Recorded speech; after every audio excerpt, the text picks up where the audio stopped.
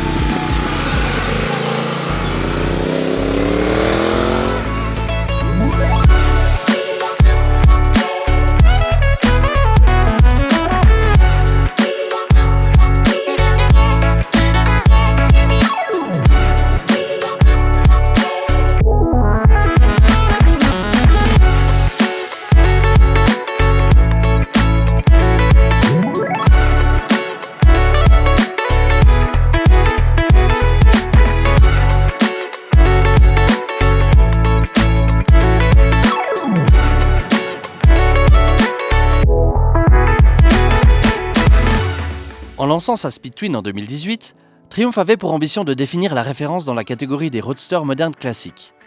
C'est avec un style moderne, définition premium et une technologie avancée que la marque britannique a réalisé son objectif.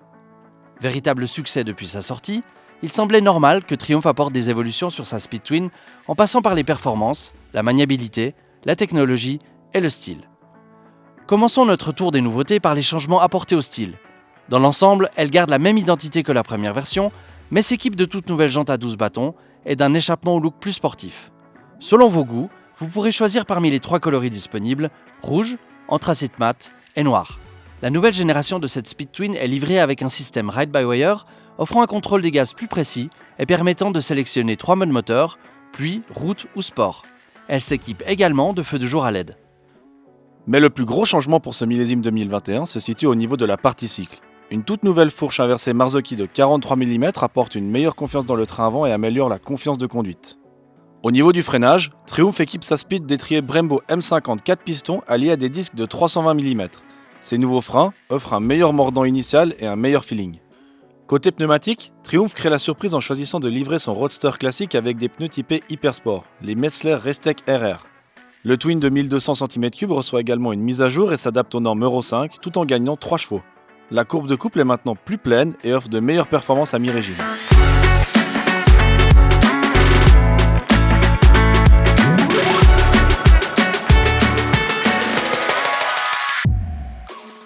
Bon, comme vous avez pu vous en rendre compte, c'est un type de moto que normalement on n'a pas l'habitude de tester sur la chaîne. Nous on est plutôt branché roadster sportive, 125 aussi, on en fait pas mal ces temps. C'est vrai que ces temps-ci c'est pas mal. Et puis là, on est sur ce qu'on appelle un modern classique. Donc c'est une moto au look rétro, mais qui a été modernisée. Ouais, c'est ça. Et puis ce qu'il faut savoir, c'est que cette Speedtwin, elle existe depuis bientôt presque 100 ans. Alors elle a été créée en 1938 par Triumph, elle a disparu jusqu'à ce qu'il la refasse en 2019. Et en 2019, ça a été un tel succès, ils l'ont quand même vendu à 11 000 exemplaires. Donc ça a été donc, une moto énormément vendue. Et donc c'était logique que Triumph y revienne en 2021 avec un modèle un peu plus neuf, quoi. Voilà, et surtout, ils l'ont beaucoup amélioré parce que l'ancienne, elle avait une réputation d'être un peu floue au niveau du train avant. Là, on va retrouver quelque chose qui est vraiment évolué. Et puis, je te laisse nous expliquer un petit peu Alors, c'est clair ces changements. qu'au niveau de la partie cycle, il y a eu un énorme changement et c'était vraiment le gros problème de cette 2019 parce que, évidemment, elle avait des fourches qui n'étaient pas inversées, elle avait des freins qui étaient, je dirais, limites. Et donc, c'est clair que ça, c'était un changement que Triumph devait faire sur sa nouvelle moto pour pouvoir évidemment suivre le train un peu des roadsters actuels. Et donc c'est tout naturellement que Triumph est venu maintenant avec une fourche inversée, ce qui rend la moto, on l'a vu aujourd'hui, vraiment beaucoup plus précise dans les virages. Et en plus avec les pneus qu'ils ont montés dessus, les Metzeler Restec RR, qui sont à la base des pneus presque pour la piste, c'est des pneus vraiment sportifs, la moto elle bouge pas dans les virages. Non, effectivement. Et puis en plus, ils ont adopté une dimension à l'arrière qui est de 160, donc c'est un pneu qui est relativement étroit, mais par 60. Et là, on est vraiment sur un pneu qui est très bombé et ça la rend super agile malgré son poids qui est relativement conséquent, parce que c'est un 1200 et que forcément il y a du métal, hein, il y a pas mal de masse à déplacer. Et en fait, elle est ultra agile. Et dans les virages, à aucun moment on a été surpris, à aucun moment la fourche a pompé. Non. Alors, on parle de l'avant. L'avant, il est hyper précis. Mais l'arrière, voilà, ça c'est un des petits points négatifs qu'on a trouvé à cette moto. L'arrière, il est un peu flou. Il y a des moments où quand on attaque un petit peu plus, ça bouge, c'est un peu surprenant, c'est particulier. En fait, le problème qu'il y a, c'est que déjà, on a des suspensions qui sont basiques. Donc ça, on voit sur les Truxton RS, par exemple, ils ont mis du Öhlins et la moto, elle est complètement différente. C'est un peu la même conception en soi. On a aussi un pneu qui est assez fin. Donc c'est clair que y a un pneu beaucoup plus large sera beaucoup plus stable. Hein. Donc évidemment, ces deux éléments font que la moto, c'est vrai que l'arrière, autant l'avant est super précis, et par contre l'arrière, des fois c'est un peu flippant. Je te disais au tout début quand on roulait, j'avais l'impression que je perdais tout le temps l'arrière, je me sentais vraiment pas serein. Et au final, en apprenant à rouler un peu avec la moto, parce qu'on a fait quand même pas mal de kilomètres, on apprend à en jouer de cet arrière qui est un peu flou. Mais c'est vrai que je pense que s'il y avait une amélioration à faire, je dirais tout de suite pour pouvoir avoir une moto qui est vraiment saine, c'est ces suspensions à l'arrière. Alors moi, ce que j'ai réalisé en roulant, c'est que le frein arrière aide énormément à tasser la moto et à la stabiliser. Au début, je ne l'utilisais pas trop et sur les dernières portions, on a vraiment eu des petits virages. J'étais tout le temps en train de maintenir un tout petit peu de pression avec le frein arrière, qui, il faut le dire, freine bien, parce que des fois, on a des freins arrière qui sont juste là comme vague ralentisseur. Celui-là, il fonctionne franchement bien. Et là, ça aide énormément pour la stabilité de la moto en courbe. Ouais, non, ça c'est clair. C'est clair que je l'ai aussi essayé après que tu me l'aies dit, et c'est vrai que ça change complètement la moto. Si on reste maintenant dans les freins, gros point et grosse amélioration sur cette nouvelle moto, c'est qu'à l'avant maintenant ils ont mis des M50 avec des disques de 320. Voilà. Donc c'est équivalent à presque un Hyper Roadster. Hein. Ouais, c'est ce qu'on mettrait sur une sportive, un Hyper Roadster. On n'est juste pas sur du style EMA. Mais on est sur un très très bon freinage. Et effectivement, on a pu le tester à pas mal de reprises. Hein, il y a eu une ou deux surprises pendant le tour qu'on a fait aujourd'hui. Et on devait y aller un peu calmement parce qu'il faut dire une chose, c'est que, et là on va y venir, on a eu un peu toutes les météos aujourd'hui. Ouais, voilà. C'est clair que ce matin on est parti, il pleuvait.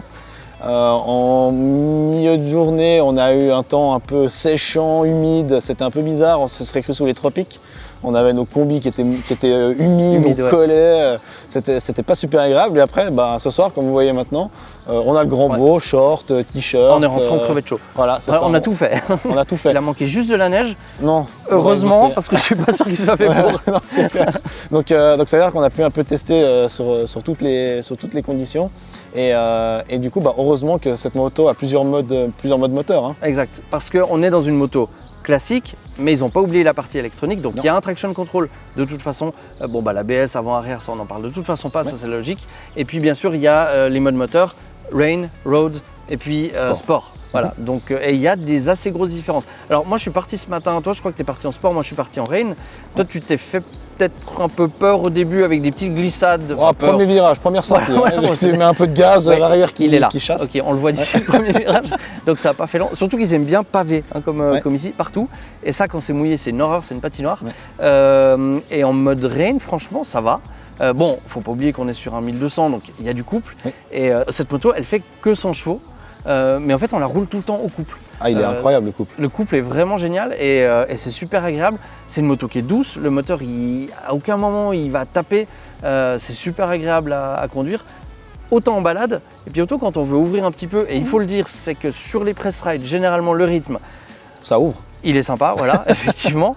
Et là, on a vraiment pu tester. Et après, le mode sport, on a remarqué que ça marche bien. Ça marche bien, et puis que surtout, malgré le look un peu moto de tonton, pour y revenir, ça lève.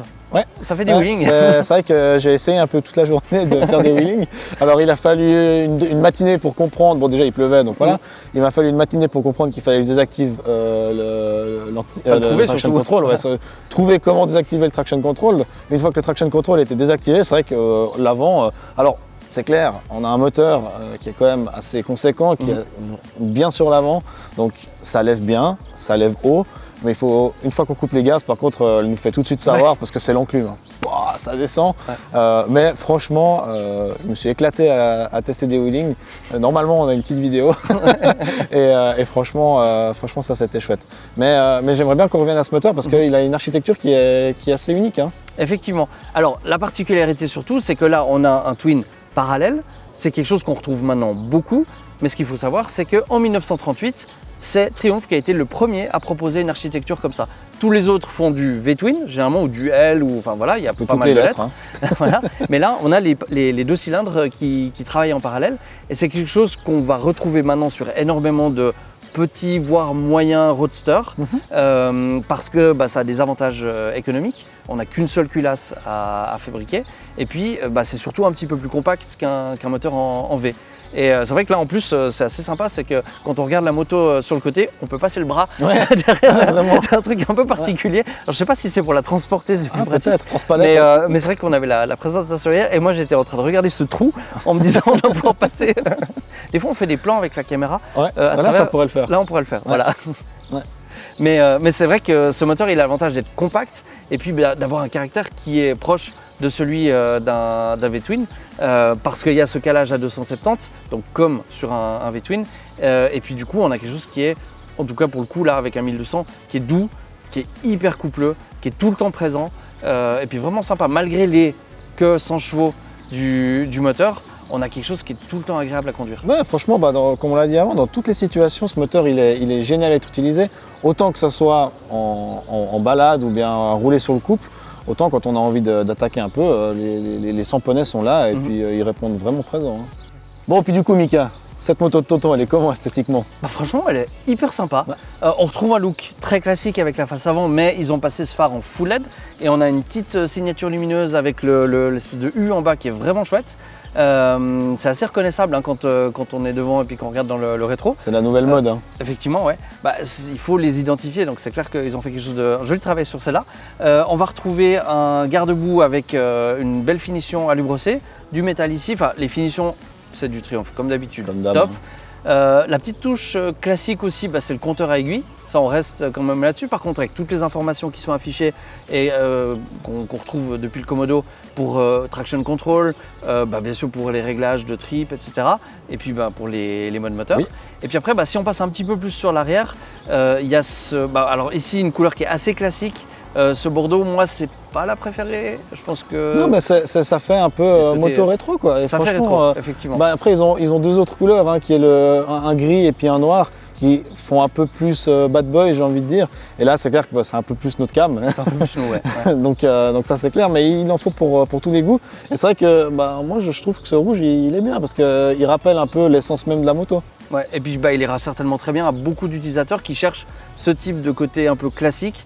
Et puis effectivement, comme tu dis, il y a les deux autres couleurs pour ceux qui veulent quelque chose d'un petit peu plus, un peu plus moderne. Moi, ce que j'adore, c'est ce qu'ils ont fait au niveau des échappements, parce qu'on a l'impression que ça sort directement des pistons, et puis des cylindres, et puis que ça va directement à l'échappement, et qui est franchement assez joli, oui. L'échappement d'origine. Mais en fait, il y a un petit truc, c'est que ça descend, il y a un tube qui est caché, mais qui va dans le catalyseur, qui ressort, et ça va derrière. Donc en fait, on a l'impression que c'est une seule pièce et c'est assez surprenant parce qu'il faut se pencher sous la moto pour le remarquer. Voir, ouais. Mais en fait, elle est Euro 5, c'est catalysé, tout va bien. Ça fait pas mal de bruit quand même. Et puis elle fait un joli bruit, ouais, ça il faut le dire. Et c'est eux ce qu'ils appellent, c'est un bruit de twin à l'anglaise. Ouais. Et franchement, c'est assez sympa. Non, il est chouette. Si on remonte, on arrive à la selle et là il y a un petit point. Alors elle est super jolie. Il existe une selle un peu diamant en option qui est vraiment très jolie, mais effectivement niveau confort c'est pas ça. Le problème qu'il y a c'est qu'on a fait aujourd'hui toute une journée de moto avec cette Speed Twin et à la fin c'était compliqué. Disons-le, on a eu mal au cul. Ouais, vraiment. Tu nous as parlé de cette selle qu'on pouvait avoir en option. Moi, ce que j'ai trouvé vraiment chouette à la présentation qu'ils nous ont fait ce matin, c'est qu'on sent que Triumph est vraiment parti aussi dans une dynamique de pouvoir personnaliser sa moto. Ouais. Ils ont sorti un catalogue d'options de plus de 50 pièces, donc franchement c'est énorme. Et moi j'adore ce fait de pouvoir personnaliser. Et j'ai discuté un peu avec le responsable de Triumph Suisse.